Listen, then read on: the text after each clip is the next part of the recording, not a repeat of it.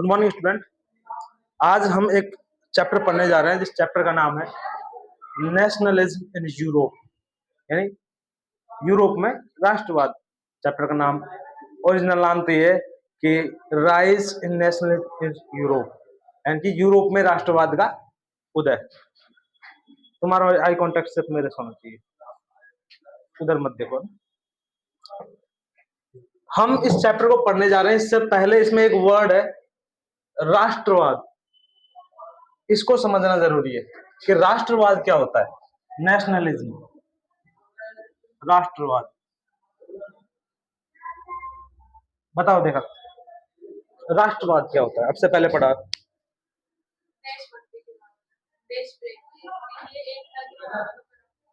देश के लिए एकता की भावना का पनपना। और एकता की भावना किस में पनपेगी? जनता में, लोगों में पनपनी चाहिए। ऐसे नहीं है जानवरों में एकता की भावना पनप गई तो राष्ट्रवाद थोड़ी है। 50 कुत्ते एक साथ भौंक रहे तो हो गए 50 कुत्ते भौं लग रहे हैं, ये तो राष्ट्रवाद हो गया। सरकार आज तो कुत्तों में राष्ट्रवाद फैल गया। बताओ, नहीं। एकता की भावना पनपे और किसमें? लोगों में पनपे। लोगों में एकता की भावना का पनपना क्या कहलाता है? राष्ट्रवाद। और वो एकता की भावना किसके लिए होना चाहिए? देश के लिए। किसके लिए? देश के लिए। ऐसे नहीं एकता की भावना पनप गई कि 4-5 जने मिल गए और बैंक लूटना है, वो भी एकता नहीं है। एकता सिर्फ देश प्रेम के लिए होनी चाहिए, उसे क्या कहते हैं हम? राष्ट्रवाद। शॉर्ट शब्द में कहूं, बिल्कुल वेरी शॉर्ट, तो एकता की भावना का पनपना। एकता की भावना का पनपना। अब चूंकि हम सिर्फ यूरोप की बात कर रहे हैं, यूरोप में एक देश है जिसका नाम है फ्रांस। क्या? फ्रांस। उस देश में सबसे पहले क्रांति होती है। किसमें? फ्रांस में। क्रांति तो एक और देश थी इंग्लैंड, उसमें हुई है, लेकिन वहां तो थोड़ा सिस्टम ही गड़बड़ा गया। जनता ने क्रांति करी लेकिन राजा छोड़ के भाग गए रातों रात थी, तो हुई नहीं क्रांति। लेकिन फ्रांस में तरीके से क्रांति होती है। तो फ्रांस के बारे में मैं आपको बता दूं, ये फ्रांस देश एक,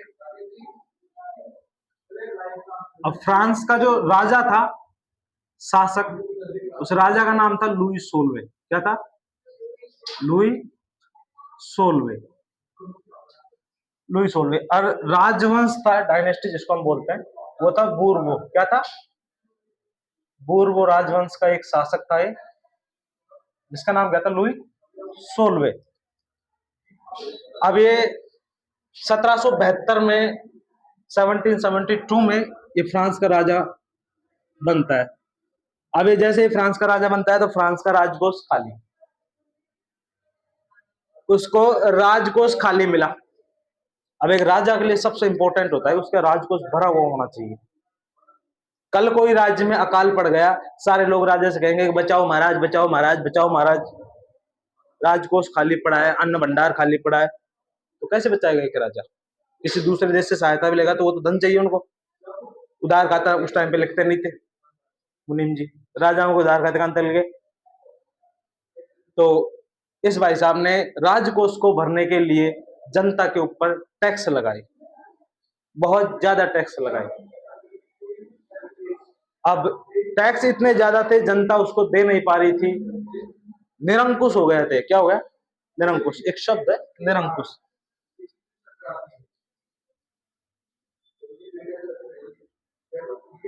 निरंकुश, इसका मतलब क्या होता है? जिसको तानाशाही भी बोलते हैं, डिक्टेटर एक तरीके से।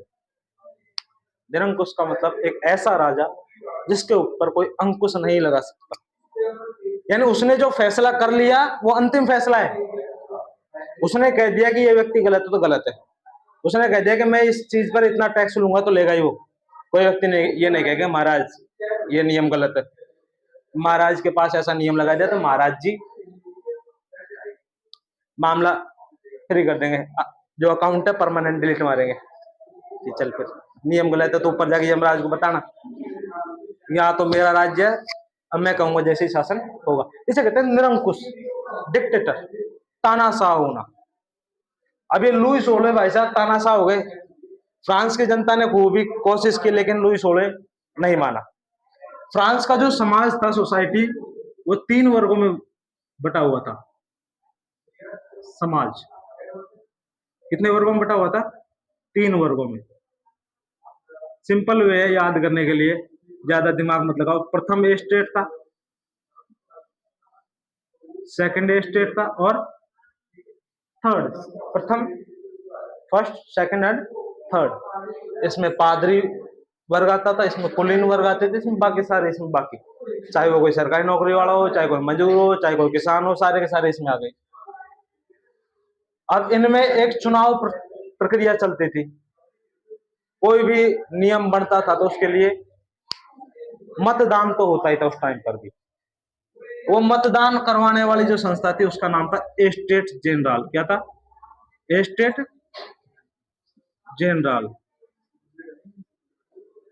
ये चुनाव करवाती थी और इस चुनाव में ये दोनों भाई साहब तो देते थे वोट, और नियम को ज्यादा प्रभावी बनाया जाता था इस पर, यानी कि जिनके ऊपर नियम ज्यादा लागू हो रहे हैं ना, उनसे तो पूछा ही नहीं जा रहा कि हम आपके लिए कोई नियम बना रहे हैं। जनता बड़ी दुखी थी राजा के इस नियम से, तो जनता रुकी नहीं और जनता ने फिर 14 जुलाई 1789 को क्या कर दी?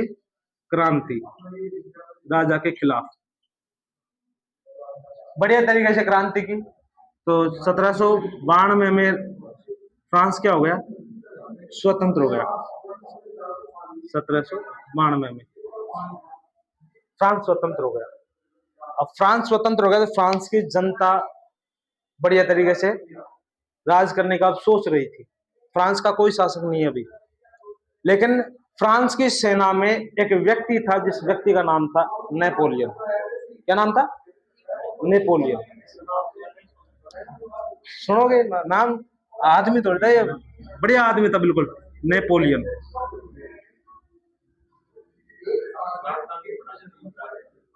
हाँ, नेपोलियन सेनापति था ये, सेना का। क्या था ये? सेनापति। नेपोलियन बोनापार्ट इसका पूरा नाम था। नेपोलियन बोनापार्ट इसका पूरा नाम था। फ्रांस की सेना का सेनापति था भाई साहब। जनता का सपोर्ट भी किया था इसने क्रांति के समय।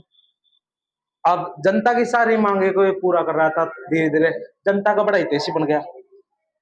अब जब कोई व्यक्ति जनता के प्रति बहुत ज्यादा हो जाता है ना, उसमें जनता को भगवान दिखने लग जाता है। अरे कितना बढ़िया आदमी राम मानुष है। तो चूंकि वो सेनापति भी था, अब राजा नहीं रहा तो उसको भी राजा के बराबर ही मान रहे, ये भी राजा ही है। अब राजा धीरे धीरे, ये सेनापति अपने आप को खुद ही घोषित कर लेता है कि मैं फ्रांस का क्या हूं? राजा। फ्रांस का राजा खुद को ही घोषित कर लेता है, मैं फ्रांस का राजा हूं और आज से मैं हूं, तुम्हारी जो भी मांगे है वो मैं पूरी करूंगा। जनता भी इसको काफी प्रेम करने लग गई, मैसेज करने लग गए, हेलो राजा जी कैसे हो? राजा रिप्लाई कर रहे हैं, आई एम फाइन, तुम कैसे हो? शर्म भी बढ़िया है। लेकिन ये प्यार प्रेम वही बात है, मोटी आंख फूटवा, ज्यादा प्यार टूटवा। 1804 में नेपोलियन एक नियम कानूनों की संहिता लेकर आता है, जिसे नेपोलियन संहिता कहते हैं। क्या कहते हैं? या नागरिक संहिता भी कहते हैं, नेपोलियन कोड कहते हैं इंग्लिश में, या फिर सिविल कोड कहते हैं। ठीक है, क्या नाम था? नेपोलियन संहिता। यहां से प्रश्न पूछा जा सकता है अब 1 नंबर में कि नेपोलियन संहिता कब लागू की गई? इसे नागरिक संहिता भी कहते हैं। क्या कहते हैं? नागरिक संहिता, सिविल कोड। काफी सारी चीजें इसमें की थी, जनता के लिए अच्छे भी काम किए थे, ऐसा नहीं सारे बुरे काम थे, अच्छे काम भी थे। कुछ सुधारात्मक परिवर्तन किए गए, लोगों को जो इच्छाएं थी उनकी पूर्ति की गई। लेकिन भाई साहब ने इसमें एक नया नियम और लागू कर दिया और उसका नाम था सेंसरशिप। क्या था? सेंसरशिप। ये बड़ा खतरनाक है। ये नियम इतना खतरनाक था कि नेपोलियन की पूरे करे खते पे पानी फेर दिया एक झटके में। अब ये सेंसरशिप क्या है? सेंसरशिप का मतलब होता है एक ऐसा नियम जिसमें लोगों की विचारधाराएं हैं, लोगों के विचार रखने के जो माध्यम है, उन पर रोक लगा देना, जबरदस्ती रोक लगा देना। कैसे लगाएंगे रोक? अब हम विचार किस किस प्रकार से रखते हैं? हम चित्र बनाकर रख सकते हैं, पेंटिंग दिखा देते हैं ना। कई बार आप देखना, पार्टी अखबार में कटिंग आती है, पार्टियों के राजनीतिक चुनाव के टाइम पर एक पार्टी का एक व्यक्ति दिखाएंगे दूसरे को, हास्य तरीके से पेंटिंग बनाते हो, कार्टून टाइप में ना, उस तरीके से नाटकीय रूप में मारना मांड के, जैसी भाषा में मारना कहते हैं, मारना मांड के, या अखबारों में अपने विचारों को रखकर, या 5 हाँ जिबली भी चलाई। और इसके अलावा देखोगे तो 5 व्यक्ति बैठ गए और फिर वो विचार कर रहे हैं, किसी पे बात कर रहे हैं कि ये चीज गलत है सही है, उन सब पर जबरदस्ती रोक लगा देना सेंसरशिप है। यानी कि संविधान की भाषा में से एक शब्द का मैं अगर मैं समझाऊं तो इसे कहा जाता है अभिव्यक्ति की स्वतंत्रता। क्या कहते हैं? अभिव्यक्ति की स्वतंत्रता, यानी कि बोलने की आजादी पर प्रतिबंध लगा देना। और बोलने का मतलब ऐसे थोड़ी है सबके मुंडे छिल दिए, नहीं। अभिव्यक्ति, ऐसी अभिव्यक्ति जिसमें राजा के खिलाफ बात हो, उस पर रोक लगा दी। अब जो जनता सुबह शाम गुड मॉर्निंग गुड नाइट के मैसेज भेज रही थी, उसने मैसेज बंद कर दिया, राजा जी को ब्लॉक मार दिया।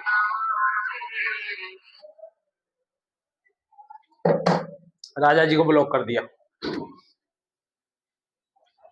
जनता अब राजा के खिलाफ हो गई। लेकिन नेपोलियन छोटा मोटा आदमी नहीं था, मैं आपको बता दूं। विश्व के महानतम सेनापतियों में काउंटिंग होती है नेपोलियन बोनापार्ट की, क्योंकि इस भाई साहब ने जब फ्रांस का ये राजा बना, राजा बनने के बाद में इसने कई सारे काम किए। यूरोप के और जितने भी देश थे उन पर कब्जा किया। फ्रांस की सेना में जबरदस्ती भर्ती करवाई लोगों की, जबरन भर्ती बोलते इसको, जबरदस्ती भर्ती कराए, सेना में भर्ती हो। और राज्य थे और जो देश थे उनको जीता। उसके ये चाहते कि अपनी है सब कुछ। अहम ब्रह्मास्मि वाले फील ले ली उसने कि जब मैं फ्रांस का राजा को मरवा सकता हूं तो मैं और भी कुछ कर सकता हूं, बहुत कुछ कर सकता हूं मैं तो। अब बहुत कुछ करने के चक्कर में भाई साहब वो जीतता गया। अब ये उसके कुछ नेगेटिव पॉइंट्स थे कि वो किसी राज्य को, जस्ट इमेजिन कि उसने एक राज्य को जीता, अब उसको अगले राज्य में जाना है, तो जरूरी ये है कि जिस राज्य को जीता है उस राज्य के राजा की जगह दूसरा कोई व्यक्ति डंका से लगा के भी जाए। वो जीत के अगले में भग गया। वहां की जनता जिस राजा से पास जाती थी अपने समाधान के लिए, कोई लड़ाई हो गई राजा का, वो राजा जी को फ्री कर गए वहां। अब जनता में वहां क्राइम बढ़ गया। तो नेपोलियन तो आगे बढ़ता जा रहा है, पीछे जिन राज्यों को वो जीत रहा है उनकी प्रशासनिक व्यवस्था खराब होती जा रही है। तो जनता तो यही सोच रही है कि ये कैसा राक्षस मानुष है, बिल्कुल इसको शर्म नहीं आती। हम बढ़िया तरीके से जी रहे थे, हमारी जिंदगी में भूचाल ला गए, एक आदमी है। तो भाई साहब पूरी जनता ने सोच लिया कि इससे तो युद्ध करना है। लेकिन नेपोलियन के पास क्या थी? सैनिक शक्ति बहुत ज्यादा थी। तो जनता ये जानती थी कि नेपोलियन से युद्ध करने के लिए एक बाहर की शक्तियों की भी आवश्यकता पड़ेगी। तो पड़ोसी देशों के राजाओं के साथ मिलते हैं। अब पड़ोसी देशों के साथ राजा के साथ मिल गए तो अब जनता में जोश आ गया। अब क्या है नेपोलियन, हाँ मिल नेपोलियन ने चुनौती स्वीकार की। और 1815 में, कब? 1815 में एक जगह है जिसका नाम है वाटरलू। क्या है? वाटरलू। यहाँ युद्ध होता है 1815 में, भयंकर तरीके से युद्ध होता है। लेकिन इस युद्ध में यह हार जाता है। नेपोलियन क्या हो जाती है? हार। अब नेपोलियन घुटने टेक दिए। अब जनता नेपोलियन के साथ साफ बात करी, या तो हमारी मांगों को मान ले, नहीं तो तेरा पत्ता क्लियर, यहां से हम क्लियर कर देंगे तेरे हिसाब, अकाउंट डिलीट मार देंगे, दूसरा अकाउंट बना लेंगे हम तो राजा का। नेपोलियन ने कहा कि मत मारो, तुम्हें जो चाहिए तुम्हारी मांगों को मैं स्वीकार करता हूँ। नेपोलियन ने दिमाग लगा लिया, जान बची तो लाखों पाए, लौट के बुद्धू घर को आए। अब ये 1815 में एक संधि करता है, उस संधि का नाम क्या है? वियना संधि। संधि का नाम क्या है? वियना की ट्रीटी है, वियना संधि, वियना की संधि। क्वेश्चन इज कि वियना संधि कब हुई? कब हुई? 1815 में। वाटरलू का युद्ध कब हुआ? 1815 में। ओके। एक क्वेश्चन यह है कि नेपोलियन संहिता कब लागू की गई? 1804 में। फ्रांस की क्रांति कब हुई? 1789 में। फ्रांस में चुनाव करवाने के लिए एक पद्धति थी जिसका नाम था क्या? Estate general. लेकिन प्रश्न अगर ऐसे आता है कि 1815 के बाद में फ्रांस में चुनाव कौन करवाता था, तो है तो यही, लेकिन इसका नाम बदल दिया। एस्टेट जनरल का नाम बदलकर नेशनल असेंबली कर दिया। क्या कर दिया? एस्टेट जनरल है, जनरल जनरल जनरल बोलते हैं इसको। इसका नाम बदला और इसका नाम क्या कर दिया? National assembly, national assembly. अब ये चुनाव करवा दिए।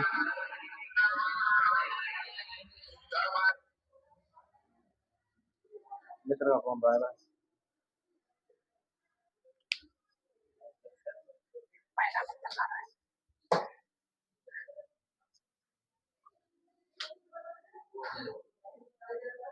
इसको तो हम वापस लगा देंगे।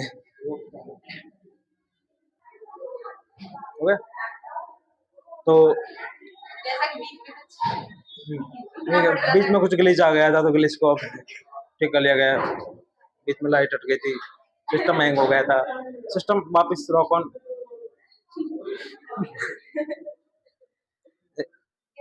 एक तो ये डोरी को ठीक करना पड़ेगा, पता चले पढ़ाते पढ़ाते मास्टर पहुंच लिए, स्टोरी लगाते फिर तुम चला गया चांद का आसमां को छोड़ के। क्या एसएसटी पढ़ाते पढ़ाते एक मास्टर हुए सही। आज ही के दिन मुंबई में, आपको पता है आज मुंबई में आज तारीख कितनी? आज 26 नवंबर 2025। आपको पता है इस खास दिन के बारे में? नहीं पता? वाह भाई वाह, एक चढ़ो में इतना सा पानी लेना ना, मतलब, और उसको ना ऐसे पी लेना और पीने के बाद में सोचना कि धिक्कार है इस जीवन पर कि आप 10th क्लास में आ गए, आपको ये नहीं पता अभी कि इस दिन क्या हुआ था। भारतीय संविधान का नाम सुना है? भारतीय संविधान, Indian constitution, constitution of India, याद आ गया? आज ही के दिन 26 नवंबर 1949 को भारत का संविधान बनकर तैयार हुआ था। पता है ये बात थोड़ी सी, लेकिन इसको लागू नहीं किया तुमने, पास में क्यों नहीं किया? क्योंकि हमने एक बार पहले वो मनाया था, वो 26 जनवरी के दिन। एक बार हम पहले हमने वो मनाया था 26 जनवरी के दिन, व्हाट इज दिस? वो मनाया था 26 नवंबर 1930 को हमने भारत में पहली बार स्वतंत्रता दिवस मनाया था लाहौर में। हाँ, नवंबर को, सॉरी जनवरी, वो थोड़ा सा जनवरी को ना, लाहौर में सबसे पहले हमने स्वतंत्रता दिवस मनाया था। उस टाइम पे इरविन नाम का एक गवर्नर जनरल था, चैप्टर 2 में हम पढ़ेंगे इसके बारे में। आधा मेंटल खोपड़ी था वो गांजा फूक के बात करता था। अब इसने डोमिनेट स्टेटस दे दिया था हमको, अर्ध स्वतंत्र राज्य। अब हम भारतीयों ने कहा आधा स्वतंत्रता हमको चाहिए भी नहीं, हमको तो पूरा ही स्वतंत्र चाहिए। और फिर 26 जनवरी 1930 को हमने लाहौर में पहली बार स्वतंत्रता दिवस मनाया था कि अंग्रेज हमको आजाद करे चाहे नहीं करे, हम स्वतंत्रता दिवस मनाएंगे, स्वाधीनता दिवस मनाएंगे। तो इस दिन को याद रखने के लिए इसको लागू हमने कब किया? 26 जनवरी। उस टाइम पर 26 जनवरी 1930 से लेकर 26 जनवरी 1947 तक हमने स्वतंत्रता दिवस इस दिन को मनाया था। बात यह भी है, बालकों को याद होगा 26 जनवरी को स्वतंत्रता दिवस मनाते हैं, अब वो ये इस दिन को भूल जाते हैं। तो स्वतंत्रता दिवस के इस दिन को याद रखने के लिए इसको लागू कब किया हमने? 26 जनवरी 1950 को। और हमने कहा कि 26 नवंबर को तो हम किस दिन के रूप में मनाएंगे? संविधान दिवस के रूप में, कॉन्स्टिट्यूशन डे के रूप में। आज आपने संविधान के बारे में प्रतिज्ञा भी ली होगी, नहीं ली? लेनी चाहिए। इस देश के नागरिक और आपको इस देश के विकास में योगदान देना है। हमारे बड़ों को ही पता नहीं आज क्या है, हम कैसे याद करें। हाँ, बड़ों को तो बहुत कुछ नहीं पता। बड़ों को तो ये भी नहीं पता कि ये तुम्हारे दादाओं को पूछोगे तो उनको क्या मतलब है फ्रांस की क्रांति किसने हुई थी, और तुम्हारे दादा को मतलब है फ्रांस की क्रांति से? उनको तो सुपास करनी है, दसवीं तो तुम्हें करनी है ना, परसेंटेज तुम्हें बढ़ानी है, तुम्हें याद रखना है। और आज ही के दिन 26 नवंबर 2008 को महाराष्ट्र में मुंबई में एक होटल में हमला हुआ, ताज होटल में, आतंकवादियों ग्रुप में। भाई साहब 170 लोग मरे थे। जैश ए मोहम्मद के आतंकवादी ग्रुप ने उस पर हमला किया, 300 से ज्यादा घायल हुए थे। और सहायता करने वाले कुछ भारत के लोग ही होते हैं इसमें, जिनको ये नहीं पता कि मैं मेरे घर की लंका लगवा रहा हूं। बढ़िया शिक्षा नहीं पाने की वजह से ये समस्या होती है। और तुम्हें ये सीखना है कि तुम्हें ऐसा कोई काम नहीं करना है जिससे इस देश को नुकसान पहुंचे। मेरा उद्देश्य सिर्फ यही है कि आप पढ़ रहे हो, पढ़ने के बाद में आपको इस देश के विकास में योगदान देना है, देश की दुर्गति नहीं करनी है ना। इस पे आता अपने देखो, नेशनल असेंबली का नाम बदला, नेशनल असेंबली चुनाव करवाने लग गई थी फ्रांस में, ठीक है। अब जैसे ही वियना संधि होती है उसके बाद में पूरे यूरोप में दो विचारधाराएं चलती हैं, एक उदारवाद और एक रूढ़िवाद। उदारवाद की बात करें, लिबरलिज्म बोलते हैं इसको, लिबरलिज्म। उदारवाद क्या है? ये उदारवाद वैसे मैं आपको सामान्य भाषा में बता देता हूं पहले ना। उदारवाद एक ऐसी भावना जिसमें नियम कानूनों में छूट दी जाती है, बहुत ज्यादा स्ट्रिक्ट नियम कानून नहीं होते। उदारवादी भावना के लोग ये चाहते हैं। जबकि रूढ़िवादी भावना के जो लोग होते हैं वो अपने नियमों को बड़ा सख्त मानते हैं कि ये नियम तो ऐसे ही रहेंगे, इनको बदल नहीं सकते। एक एग्जाम्पल अपने घर से लो, क्या कि उदारवादी हो तुम, उदारवादी की जो पीढ़ी है वो तुम्हारी पीढ़ी है, तुम्हारी सोच ऐसी है जैसे उदारवादी उस टाइम पे सोचते थे। और रूढ़िवादी वाली पीढ़ी है तुम्हारे दादाजी वाली पीढ़ी, वो अपने नियम कानूनों में बदलाव नहीं चाहते। आप हमेशा ये सोचते हो कि आपका विकास दिन प्रतिदिन बढ़ता रहे, आज आपके पास जो सुविधाएं वो बढ़ जाए। आज आपके पास मान लो कि बढ़िया किताब कॉपी पेन है, तो आप ये भी सोचोगे किसी के पास फोन देखोगे, आपके पास फोन आ जाए, चाहे कीपैड गया जाए, फिर 2G 4G 5G, फिर आईफोन आ जाए तो और बढ़िया हो जाए, थोड़ा सा रोड़ा भी जमा दे, बाइक के पास आईफोन है। फिर तुम ये भी चाहोगे मोटरसाइकिल मिल जाए, वो मार के तू ताट करता है जमा। फिर तुम ये चाहोगे कि यार ये गाड़ी के बजाय 4 व्हीलर हो तो ऐसे ड्रिफ्ट मारे, फील आए। तुम हमेशा ये चाहते हो कि अपने जीवन में चीजें बढ़ती रहे, विकासात्मक चीजें चाहिए आपको, है ना। विकासात्मक परिवर्तन चाहिए आपको, आपको विकास चाहिए। लेकिन दादाजी वाली पीढ़ी हमेशा वो एग्जाम्पल ये देती है कि हम क्या विकास की मम्मी कैसे दे देगी, ये भी बात ठीक है। लेकिन मैं यहाँ डेवलपमेंट की बात कर रहा हूँ, किसी पर्सन किसी व्यक्ति विशेष की बात नहीं कर रहा। विकास, डेवलपमेंट, विकास। अब दादाजी वाली पीढ़ी अलग है, वो आपको एग्जाम्पल ये सेट करेगी कि इतने किलोमीटर तो कम पैदल पैदल चले जाते थे। आज की पीढ़ी को देखो, इनको यहाँ से घर से बाहर जाने के लिए भी क्या चाहिए? गाड़ी। गाड़ी के बिना इनके पग नहीं हिलते। हम 30-30 किलोमीटर जिम में चले जाते थे, हम 30 किलोमीटर के तो हम पुए नहीं छोड़ते थे। दाल पुआ हो तो हम छोड़ा कौन 30 किलोमीटर पैदल जाते थे। आपके दादाजी की वाली पीढ़ी को विकास तेजी से हो ये पसंद नहीं है। वो आज भी अक्सर ये बातें कर देते हैं, इनका ही डब्बा सान में चाहिए 300-300 रुपया को रिचार्ज हो, 400-400 रुपया को रिचार्ज होते।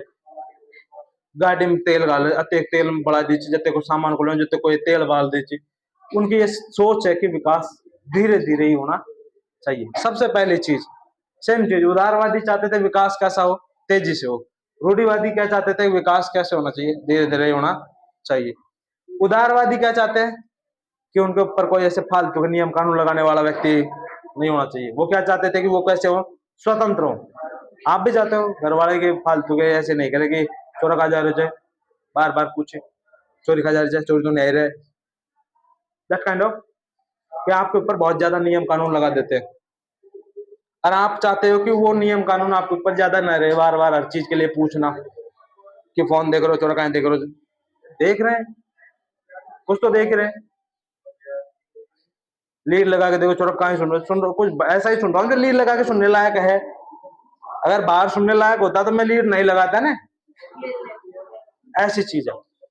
जबकि रूढ़िवादी क्या सोचते हैं, रूढ़िवादी ये सोचते हैं कि जो नियम कानून है वो तो रहने ही चाहिए, नियम कानूनों के बिना तो कोई पार पड़ेगी ही नहीं। यानी उदारवादी ये चाहते थे कि फालतू के नियम कानून नहीं होने चाहिए। अब नियम कानून लगाने वाले को, उदारवादियों को भाषा में कहे तो राजा ही नियम कानून लगाता था एक रियासत में या एक देश में। नियम कानून कौन लगाता था? राजा। और राजा के शासन को क्या बोलते हैं? राजतंत्र। यानी कि एक राजा होना जरूरी है एक रियासत के लिए। उदारवादी ये चाहते थे क्या हो? राजा होना चाहिए। उदारवादी ये चाहते सॉरी कि राजा नहीं होना चाहिए, रूढ़िवादी राजा तो होना चाहिए। राजा के बिना कैसे पाठ पड़ेगी? राजा तो भगवान का रूप होता है। उदारवादी कहते हैं राजतंत्र खत्म और लोकतंत्र, डेमोक्रेसी की स्थापना होनी चाहिए, लोगों की इच्छाओं की पूर्ति होनी चाहिए, ये चाहते थे उदारवादी। दूसरी चीज इसके अलावा बात करें कि आप ये चाहते हो कि आपके जीवन में इतनी स्वतंत्रता हो कि आप अपने जीवन के, एक टाइम आएगा, अभी तो घर के बाटा चाहोगे तुम, लेकिन एक टाइम आएगा जब आप ये सोचोगे कि आपके जीवन के डिसीजंस आपको खुद को लेने हैं, घर वालों में ज्यादा रोक टोक न करें। ये विचारधारा पनपेगी थोड़े दिन के लिए, बाबू सोना वाली जिंदगी आएगी थोड़ी सी दिन बाद में। तो आप सोचोगे कि शादी को लेकर ज्यादा बात करें, तो शादी में ये सोच आजकल बहुत से लोगों की है कि शादी तो मैं मेरी मर्जी से ही कर लूं, घर वाले क्या प्रेशराइज करते हैं, मुझे तो लव मैरिज करनी है। और आपको ऐसा भी लगेगा कि शायद ये सबसे बेस्ट तरीका है, क्योंकि जिससे हम प्रेम करते हैं वो उससे ब्याह होगा तो बढ़िया है, उसको जानते हैं हम। आपके पास 50 ऑप्शंस होंगे ये साबित करने के लिए, ये साबित करने के लिए कि लव मैरिज बहुत बढ़िया है। अरेंज मैरिज में किसी व्यक्ति से क्या शादी कर ले जिससे हम आज तक मिले नहीं। 50 तो होते हैं, गीले में भी हो सकते हो, हरे ड्रम में भी हो सकते हो, लाल ड्रम में भी हो सकते हो। ना आजकल ड्रम में का भी थोड़ा सिस्टम ज्यादा ही चल रहा है, लोगों में डर का माहौल, लोगों में थोड़ा डर का माहौल चल रहा है ना। ड्रम का तो केस ही तगड़ा आ गया, लेकिन फिर भी एक एज में ये रहता है कि ड्रम में आई जाएंगे। देख एक एज रहती ऐसी रहती है जिसमें हम ये सोचते हैं कि फालतू के नियम कानून नहीं हो, हम हमारे डिसीजंस खुद ले। लेकिन जो दादाजी वाली पीढ़ी है, रूढ़िवादी पीढ़ी है, वो ये चाहती है कि नियम कानून रहने चाहिए। छोरे के रिश्ते तो हम ही करेंगे, छोरा का रिश्ता कौन करेगा? हम ही करेंगे। हमको पता है कि लोगों, दूसरे गांव के लोगों की कैसे, वो मतलब ऐसे होता है कि हमको पता है फलाने गांव में उस व्यक्ति के खानदान पूरा बढ़िया है तो उससे ब्याह करके लाएंगे। ऐसी विचारधारा होती है रूढ़िवादी, वो नहीं चाहते कि उनके जो नियम कानून में बदलाव हो। अब लेकिन समस्या ये भी है कि आप अपने दादाजी के पास गए, दादाजी से कहा कि दादाजी दादाजी मुझे लव मैरिज करनी है, तो दादाजी साफ सच कहेंगे वो जोड़ी और बैंत दोनों लेके आए। बैंत टूटेगा जब तक बैंत से मारूंगा, फिर जोड़ी से लंबा मारूंगा। आया बड़ा लव मैरिज करने वाला, कराऊं तेरे को लव मैरिज? छोरे के ब्याह के ज्यादा कीड़ा है, सगाई करो इसकी, ब्याह करो। यानी कि उनको, उनकी जो सोच है प्रिमिटिव सोच है, नैरो माइंडेड जो थिंकिंग है, उनको ये लगता है कि वो ही सबसे सर्वत्र सही है। उदारवादी ये सोचते हैं कि नहीं, ये कुछ विचारधाराएं जिनको खत्म करना चाहिए।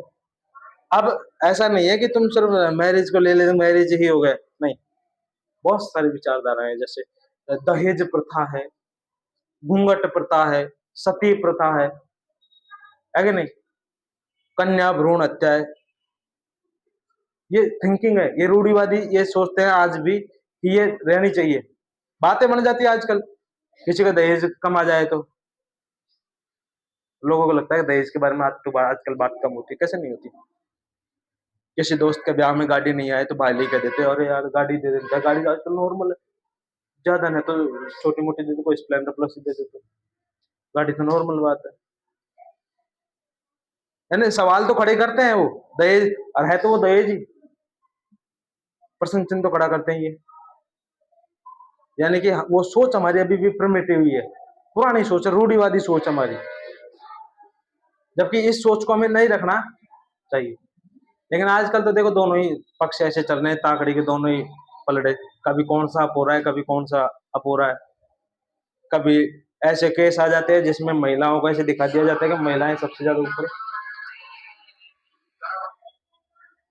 आज तो प्रकृति मेहरबान ज्यादा लाग रही इसमें।